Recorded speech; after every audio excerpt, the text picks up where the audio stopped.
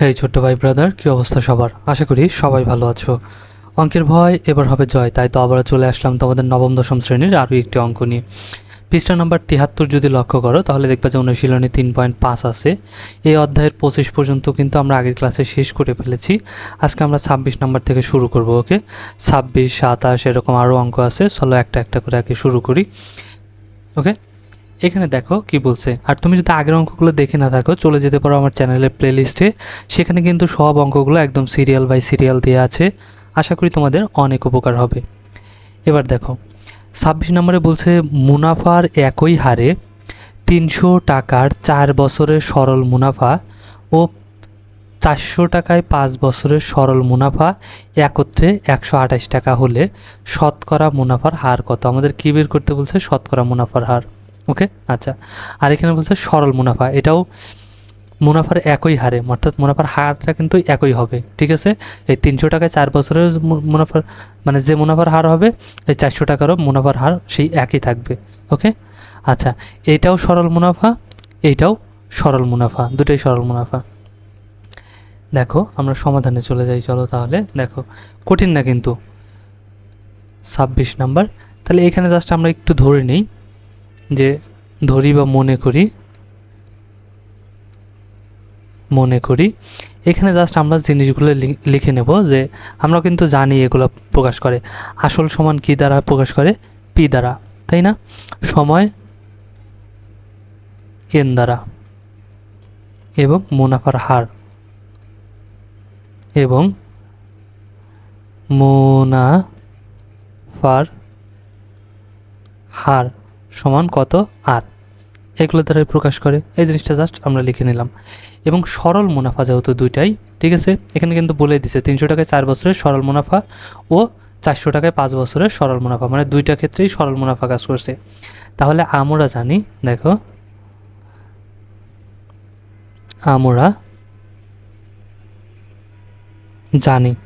আমরা কি জানি? সরল মুনাফা, সরল মুনাফা আয় সমান আমরা কি জানি বলো তো? সূত্র PRN। ঠিক আছে, এটা হচ্ছে সরল মুনাফা নির্ণয় সূত্র। আমরা জানি সরল মুনাফা আয় সমান PRN। তাহলে এই যে এইখানে যে বলছিল আমাদের, দেখো 300 টাকায় 4 বছরের সরল মুনাফা, তাহলে 300 টাকায় 4 বছরের সরল মুনাফা কত হয় আমরা বের করি। চলো, ঠিক আছে। তাহলে এখানে আমরা লিখতে পারি যে 300 টাকার 4 বছরের সরল মুনাফা। তাহলে 300 টাকায় 4 বছরের সরল মুনাফা সমান কি হবে? PRN, এটাই তো। তাহলে পি সমান কত? আসল কিন্তু আমাদের এইখানে যদি লক্ষ্য করি, দেখো দেওয়া আছে কত টাকায়? 300 টাকায়। তাহলে পি সমান আসল আমাদের কত দেওয়া আছে? 300। মানে 300 টাকার 4 বছরের মুনাফা, মানে আসল হচ্ছে কত? 300 টাকা। ঠিক আছে, মানে এই টাকার উপরে মুনাফা হচ্ছে, তাহলে আসল কত? 300। তাহলে পি সমান 300 গুণ এই আর সমান মুনাফার হার। মুনাফার হারটা এখানে দেওয়া নাই, এই জন্য আমরা আরকেই রাখবো। ঠিক আছে, আচ্ছা। আর এন সমান কত? এন সমান কিন্তু আমাদের দেয়া আছে, এই যে এইখানে যদি লক্ষ্য করি 300 টাকায় 4 বছরের মুনাফা বলে দিছে, এবং এখানে কিন্তু আমরা লিখেই নিছি 4 বছর। তাহলে এন সমান কত? বছর, 4 বছর। কত হবে? গুণ 4। তাহলে সমান এখানে কত হয়ে যাবে? এই তিনটা গুণ, তাহলে আরটাকে রেখে দেয়, 4 দিয়ে থেকে গুণ করি, 4 শূন্য 0, 3 4 12, ঠিক আছে, আর 2 শূন্য, আর সাথে এই আর গুণ হয়ে যাবে। তাহলে এত মুনাফা কত হলো? এত। ওকে, এখন সেমভাবে এখানে আমাদের বলছে 400 টাকার 5 বছরের সরল মুনাফা কত? তাহলে বের করি আবার। চলো, 400 টাকায় 400 টাকার 5 বছরের সরল মুনাফা,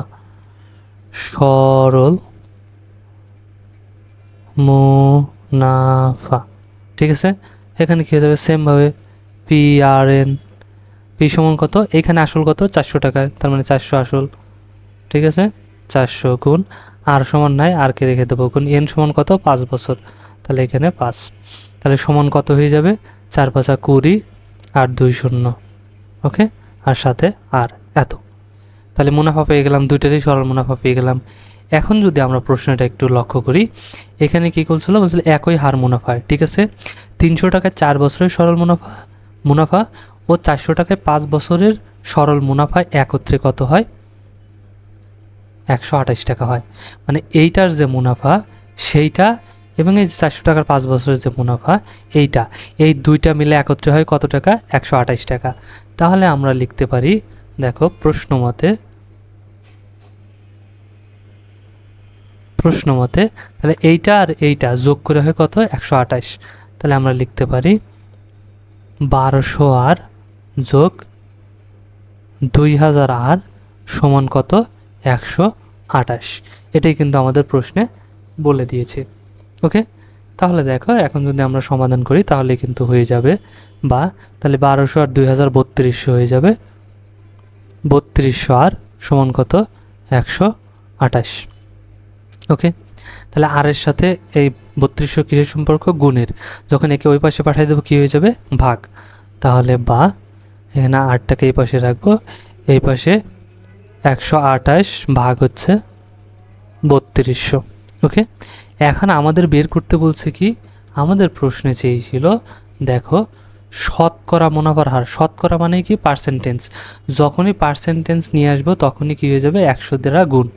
পার্সেন্টেজ নিয়ে আসলে অর্থাৎ শতকরা যখন আমরা এই চিহ্নটাকে নিয়ে আসবো, এটাকে যখন আনতে যাব তখন কি করতে হবে? 100 দ্বারা গুণ। কত দ্বারা গুণ? 100 দ্বারা গুণ। আর যখন এই চিহ্নটা আসে, এই চিহ্নটাকে উঠাই দেব তখন কি করতে হয়? 100 দ্বারা ভাগ করতে হয়। 100 দ্বারা ভাগ, অর্থাৎ পার্সেন্টেজ এই চিহ্নটাকে উঠাই দেওয়ার জন্য 100 দ্বারা ভাগ করতে হয়, আর নিয়ে আসার জন্য কি করতে হয়? 100 দ্বারা গুণ করতে হয়। ওকে, যেহেতু আমাদের শতকরা চাইছে, শতকরা হার চাইছে, তার মানে শতকরা মানে এই পার্সেন্টেজ নিয়ে আসতে হবে মানে কি করতে হবে? 100 দ্বারা গুণ। ওকে, আচ্ছা, যদি তাই হয় তাহলে দেখো এই 2 শূন্য এই 2 শূন্য কেটে যায় বা সরাসরি কাটা যায়। 100 দিয়ে 3200কে কাটলে এখানে 32 হয়ে যাবে শুধু, আর এখানে যদি 32 দিয়ে কাটি 3200কে 32, 4 32 128। ঠিক আছে, তার মানে আমরা পেয়ে যাবো এখানে সুতরাং আর ইকল কত পেয়ে যাবো? 4%। এই যখনই 100 দিয়ে গুণ করছি তখনই পার্সেন্ট হয়ে গেছে কিন্তু। ওকে, সো এই তো তাহলে হার বলছিল, মুনাফার হারটাই কত ছিল? আর ছিল। সো আর কিন্তু আমরা পেয়ে গেছি। আর সমান কত পেলাম? 4%। তাহলে নির্ণয় মুনাফার হার কত? 4%। তাহলে আমরা লিখতে পারি যে সুতরাং নির্ণয় মুনাফার হার 4%। এটাই হচ্ছে অ্যান্সার। ওকে, ইজি কিন্তু, জাস্ট জিনিসটা একটু বুঝলেই একদম ইজি ছিল, খুব হার্ড ছিল না কিন্তু। তারপরে যদি আমরা তার 27 নাম্বারটা দেখি, মানে তারপরেরটা, এখানে কি বলছে দেখো। এই অঙ্কটাতে অর্থাৎ 27 নম্বর অঙ্কটাতে এখানে বলছে 4% হার মুনাফায় কোনো টাকার 2 বছরের সরল মুনাফা ও চক্রবৃদ্ধি মুনাফার পার্থক্য 1 টাকা হলে মূলধন কত? ওকে, সো মূলধন আমাদের পি বের করতে হবে, তার জন্য আগে আমাদের সরল মুনাফাটা বের করতে হবে। ওকে, এবং চক্রবৃদ্ধি মুনাফার বের করতে হবে। কিন্তু চক্রবৃদ্ধি মুনাফার ক্ষেত্রে আবার আমাদের কি লাগবে? এই যে আমরা যে বের করতে যাব চক্রবৃদ্ধি মুনাফার জন্য সবৃদ্ধি মূল লাগবে, অর্থাৎ চক্রবৃদ্ধির ক্ষেত্রে আবার সবৃদ্ধি মূল সিটা আমাদের লাগবে। ঠিক আছে, এই জন্য আমরা কি করব, কারণ চক্রবৃদ্ধি মুনাফা বের করতে হয় কি করে?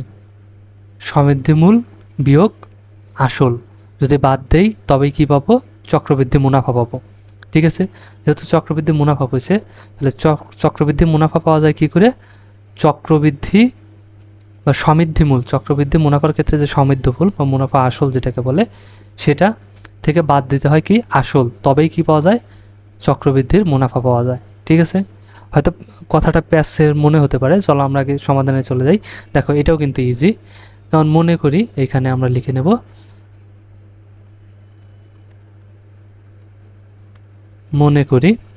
এখানে মূলধন বা আসল। ঠিক আছে, আমরা লিখলাম মূলধনই লিখলাম, মূলধন সমান পি টাকা। এখানে কিন্তু আমাদের মূলধনটা দেওয়া নাই, বলছে মুনাফার কোনো টাকার এই যে কোনো টাকা যে বলছে, এই কোনো টাকাটাই হচ্ছে সেই আসল মূলধন, ঠিক আছে। এই জন্য ধরে নিলাম মূলধন কত টাকা, পি টাকা, ওকে। আর এখন দেওয়া আছে এই যে 4% দেওয়া আছে, সময় দেওয়া আছে কত, 2 বছর। এই জিনিসটা আমরা একটু লিখে নিই যে দেওয়া আছে, ওকে। তাহলে দেখো দেওয়া আছে, কি দেওয়া আছে, এখানে আমাদের মুনাফার হার দেওয়া আছে, এই যে 4% মুনাফার হার। তাহলে দেওয়া আছে মুনাফার হার সমান কত, 4%। আমি একটু আগেই বলছিলাম পার্সেন্টেজ না থাকলে 100 দিয়ে গুণ করে পার্সেন্ট নিয়ে আসতে হয়, তাই না। আর যখন পার্সেন্টেজ আসে এটাকে উঠাই দেব, তখন কি করতে হয়, 100 দিয়ে ভাগ করতে হয়। তার মানে এই 4 দিয়ে 100 দিয়ে ভাগ দেবো 4কে, ওকে। অর্থাৎ পার্সেন্টেজ উঠাইতে গেলে 100 দিয়ে ভাগ করতে হয়, আর পার্সেন্টেজ আনতে গেলে 100 দিয়ে গুণ করতে হয়। এখন এইটাকে যদি জাস্ট আমরা লঘিষ্ঠ করি তাহলে কিন্তু হয়ে যাবে, মানে 4কে 4 দিয়ে 1 দিয়ে ভাগ দিলাম, আর এখানে 100কে 4 দিয়ে ভাগ দিলে 4 25 100। তার মানে উপরে হয়ে যাবে 1, নিচে হয়ে যাবে কত, 25। তাহলে মুনাফার হার পাইলাম 1/25, 25, ওকে। এবং সময় দেওয়া আছে আমাদের কত, সময় এন দ্বারা প্রকাশ করছে, এন সমান কত দেওয়া আছে, 2 বছর, ঠিক আছে। এখন আমরা জানি সরল মুনাফা আই সমান পিআরএন, তাই না। তাহলে দেখো আমরা জানি সরল মুনাফা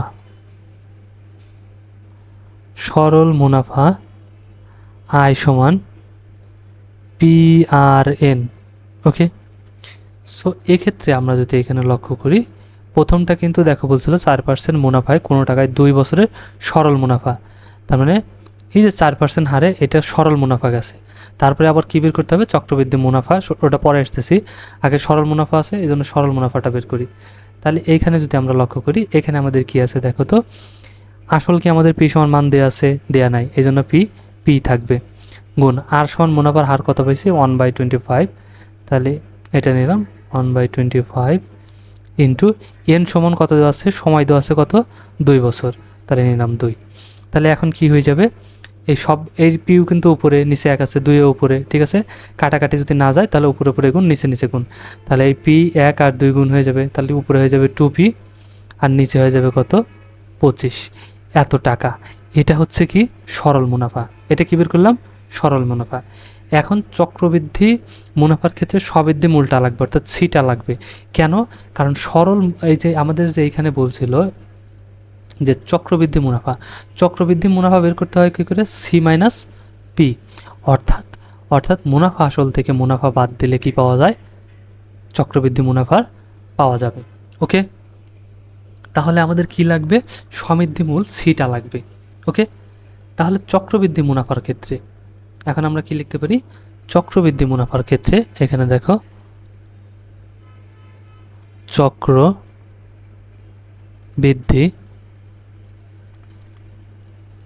মুনাফার ক্ষেত্রে, ঠিক আছে। স্ববৃদ্ধিমূল বা মুনাফা আসলও লিখতে পারি, একই কথা। যদি মুনাফা আসল কোনো জায়গায় লেখা থাকে তাহলে ভয় পাওয়ার দরকার নাই, ঠিক আছে।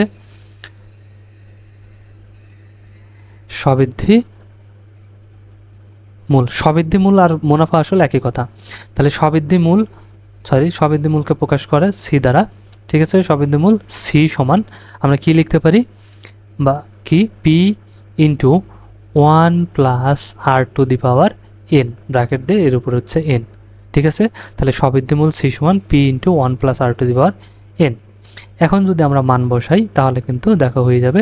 তাহলে পি সমান আমরা কি জানি, আসল নাই, তাহলে পি থাকবে, এখানে 1 থাকবে, প্লাস আর সমান কত, 1/25 পাইছিলাম, তাই না। আচ্ছা, আর উপরে এন আছে, এন সমান কত, 2, তাহলে দিয়ে দিলাম 2। আচ্ছা, এখন যদি এটাকে আমরা করি তাহলে পি থাকবে ঠিকই। এখন এটাকে যোগ করলে লসাগু হয়ে যাবে 25, কারণ এই 1-এর নিচে 1 আছে, তাহলে 1 আর 25-এর লসাগু 25ই। 1 দিয়ে 25কে ভাগ দিলে 25, 25 দিয়ে 1কে গুণ দিলে 25 25, কারণ হর দ্বারা ভাগ করে লব দ্বারা গুণ। এই যে নিচের 1 আছে, ওই 1 দিয়ে 25কে ভাগ দেবো, তাহলে 25ই হবে। ওই 25 দিয়ে আবার 1কে গুণ দেবো, তাহলে 25ই হয়ে যাবে। যোগ এই 25 দিয়ে 25কে ভাগ দিলে 1, 1 দিয়ে এখন 1কে গুণ দিলে 1ই, ঠিক আছে, তার উপর হয়ে যাবে 2। তাহলে এখানে পি আছে, পি থাকবে। এখন এখানে কত হয়ে যাবে, 25 আর 1 26, আর নিচে 25, উপরে স্কোয়ার আছে। তার মানে এখন এই স্কোয়ারটা কী করবে, 26-এর উপরও পড়বে, 25-এর উপরও পড়বে, ঠিক আছে। তাহলে পি গুণ 26-এর উপর যদি স্কোয়ার পড়ে, তার মানে 26 গুণ 26, 26কে 26 দিয়ে গুণ করলে হয় 676, 676, ঠিক আছে। আর 25কে স্কোয়ার বর্গ করলে, ঠিক আছে, 25 গুণ 25, 625, 625 হয়ে গেল। তাহলে এটা উপর নিচে যদি কাটাকাটি করা না যায়, পি কোথায় আছে, উপরে, তাহলে পিটা কোথায় হয়ে যাবে, উপরে গুণ হয়ে যাবে। তাহলে 676 পি ডিভাইডেড বাই এখানে আমাদের কত হয়ে যাবে দেখো তো, 625 নিচে এত টাকা। সমৃদ্ধি মূল কত টাকা, এত টাকা।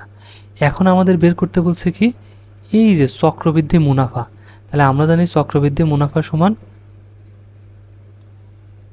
আমরা জানি, দেখো, সুতরাং এখন আমরা কি বের করব, চক্রবৃদ্ধি মুনাফা সমান সি মাইনাস পি, অর্থাৎ মুনাফা আসল মাইনাস আসল, অর্থাৎ মুনাফা আসলের থেকে আসল বাদ দিলে চক্রবৃদ্ধি মুনাফা পাওয়া যায়।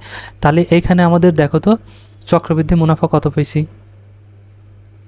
এইটা সি পাইছি, এইটা সমৃদ্ধি মূল, তাহলে এইটা লিখব, ঠিক আছে। কত, 676 পি ডিভাইডেড বাই নিচে কত আছে 625, ওকে, মাইনাস এই যে পি,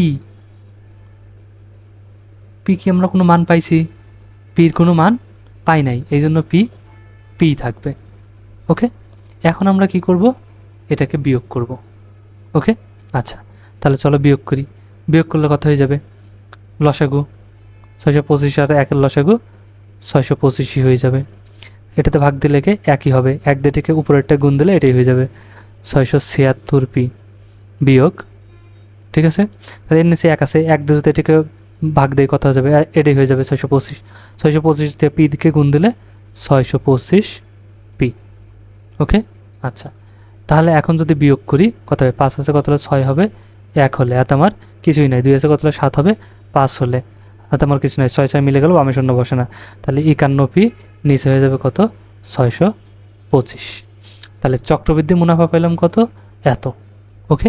এইবার আমাদের কি বলছিল একটু যদি প্রশ্নে লক্ষ্য করো, এখানে দেখো বলছিল সরল মুনাফা ও চক্রবৃদ্ধি মুনাফার পার্থক্য এক।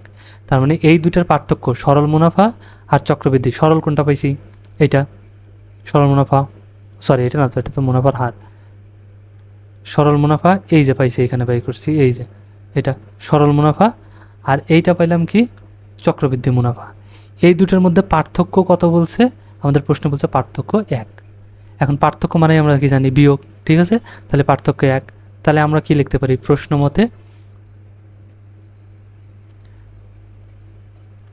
মতে বড়টার থেকে ছোটটা বিয়োগ দেব।